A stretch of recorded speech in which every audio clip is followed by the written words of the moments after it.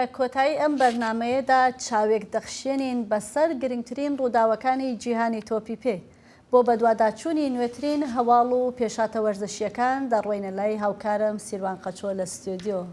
ساڵح سیروان ور بمەرەیە سیروان ئەس دەکەنم ji ber birastî kêfa min ji rapora Sêrwana tê ez bajin divê wextê de hemî xelkê dinyayê li benda nûçeyên werzişê ne Sîrwan kate çi îroj me hazir gelek spas Salih û Befra û rastî qonaxa sî û duyan ya cama cîhanê li Amerîka, Meksîk û Kanadayê berdewam dike. Yekî ji lîstikên ku do duşemê pêk hatin di navbera Almanya û Paraguay de bû. Lê wir li bajarê Bostonê pêk hat nûçegehanê me Sînan Tunçdemîr çû lîstikê û li wir nerîna alîgiran derbarê lîstikvanê Kurd helbetiye tîma Almanyayê Deniz Undav wergêt kan bi hev re temaşe bikin ku xelk li ser Deniz çi dibêjin. Deniz Undav di Kupaya Cîhanê ya 2026 da wek yek ji wan lîstikvanên ber bi çavên Almanyayê derketiye holê. Ji ber ku lîstikvanê Stêrk bi avêtina sê golan alîkariya tîma xwe kir ku ji qonaxa komê derbas bibin. Lê bi çîroka jiyana xwe ya berbiçav jî balê dikişîne li ser xwe. Undav li bajarê Varê lê Almanyayê ji malbateke Kurd û Êzîdî hatiye dinê. Kokên wî diçe gundê Zewra navçeya wêran şehra Rihayê û her wiha gundê Berzan li nêzîkê herêma Hesekê ya Sûriyeyê. Almanya di tura sî û dudiyan da li Basînê bê Paraguayê re rûbirû ma û Undav jî vê carê destpêka maçê da cihê xwe kirt. Lê gelo alîgirên Alman çîroka li pişt lîstikvanê Stêrkê tîma xwe ya neteweyî dizanin? Me bi alîgirên Alman ên li Basînê re axivî da ku em bizanin. Ew bi eslê xwe ve ji Tirkiyeyê ji Rojhilata Tirkiye û Kurd e. Ew ji bo Almanya dileyîze. Ez nizanim gelo ji ber dê û bavê wî ye yan jî tiştekî wesa ye. Lê ez dizanim ku ew bi eslê xwe ve Kurd e. Erê min bihîstiye ku Deniz Undav lîstikvanekî Kurd e û ew gelekî baş e, yê herî baş e. من بihîstiye ku ew lîstikvanekî Kurd e û em li bendê ne ku ew îro golekê tomar bike. Almanya piştî ku li hember Paraguayê bi penaltîyan têk çû ji Kupaya Cîhanê jî derket. Li bi vê encamê re Paraguay derbasê tura 16 bû û alîgirên Paraguayê serkeftin bi tevahî pîroz kirin. Erê me dizanî ku ew ê lêstikeke dijwar bûye. Me dizanîbû ku ew ê têk û şaba û me qazanc kir. Hûn dizanin destpêkê de em weke tîmeke lawaz dihatin dîtin. Lê em ji bo sedemekê li virin. Wek tîmên din ne wisa? Piştî maçê me mîkrofonên xwe ber bi alîgirên Alman ve zivirandin. Bi tevê de şikestina ji têkçûnê. Alîgir qebûl kirin ku Paraguay çêtir lîstiye û xwediyê mafê pêşketinê. Her wiha gelekan ji bo Paraguayê kêfxweşiya xwe jî anîn ziman. Her çend tîma wan bi têk biribin jî. Paraguayê ez matmayê hiştim. Wan karekî ecêb kir. Ez ji bo Paraguay pir kêfxweşim. Ji bo welatekî piçûk ku li hember Almanyayê gelekî baş bû. Ev ecîb e û wan gelekî baş lîst.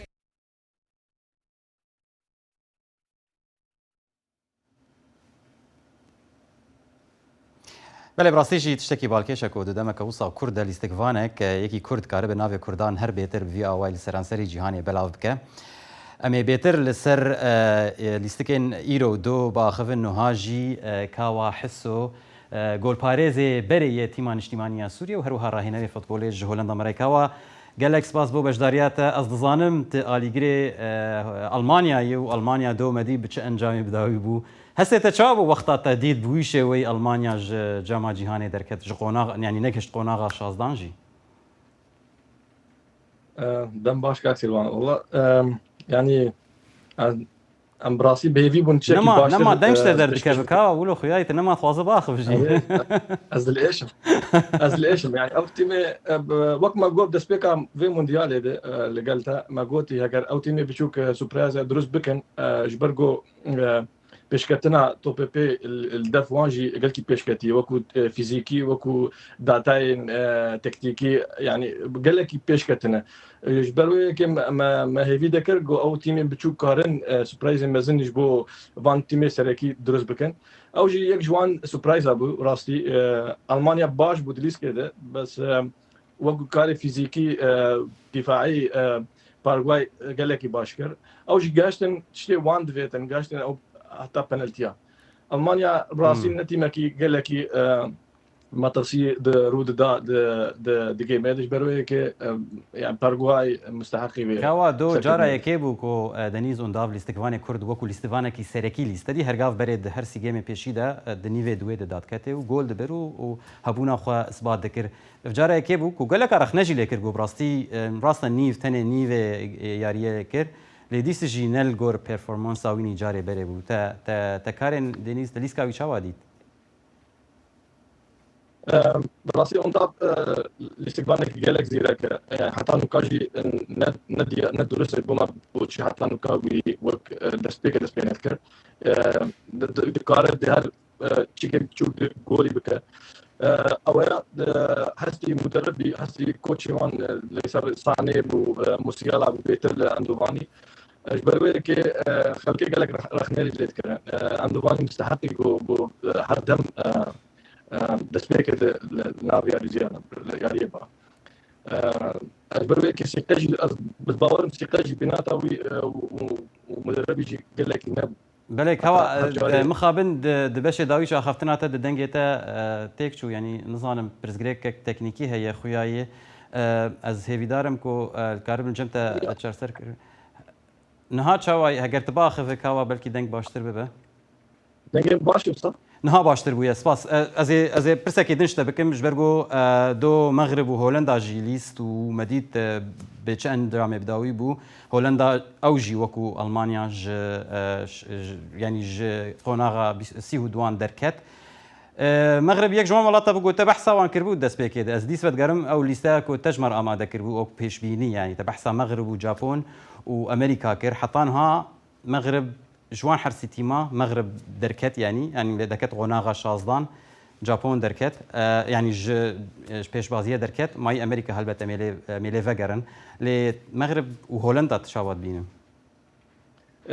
يعني وقت ما قلت كارب بهسبي رش مغرب براستيجي دهي جمك قالك بقوة كر ياريزاني واني دستيك ايش درجة قالك بقوة تيمك حاضر التكتيكي تكنيكي هيكي قالك بقوة ياريزاني وان هميل لاوروبا ياريزان يعني شخوك هوا وقت التماشي ياريين مغربي تكت براستيت ديجا تيمك اوروبي يعني بستايل اوروبي يعني تبيهس ناكو تيما ولاتكي افريقيه يعني ولاتكي دن حتى الفيدك الدفمه لهولندا بيجن تيما ماني دواي يعني هولندا المغرب وكيه كنت ناس قال لك مغربي جبر جول لهولندا تجي نوصه براستي بس وكي دينجي ما بحثا ويكر نوكا تيستك قالك بقوات جبو مغربي او جدي رودا او مغرب قالك بقوات قالك بيزن اجبر ويك باوريام قالك بيتشي وهر قناغي قالك بلنتر دورتر باش نظام فيديا كوا ديس بتشكي راوستي كوا هجرت دنيا مدبهيزه از هيدارم افبرز جريك تشار سرب باشا ام بردوام بكن يعني بكورتي هجرت كار بحثا جابون وبرازيل يجي بك برازيل همات كار بيجد خلكا داويده جولك افيت وبو دوبيا يعني او ياري بدوبيا بداوي بو تشوقنا غشازدان بكورتي تبحثا وي ليستكيجي بك هر هم ليسكا يابان وهم يا برازيل يعني وقت ما جو برازيل جوان يكي جو منافسه كي مزن لسر جامع جهاني جابانجي مترسينك مزن لسر برازيل دروس كري وقت ما قلت كاره هاد بچت قناغي بلنتر بس شانسي قالك تنبول برامبر برازيل هات ياريزاني برازيل بقوه ترن بهسترن حاضر ترن اماده ترن خبره تجربه وان بيترن جي ياباني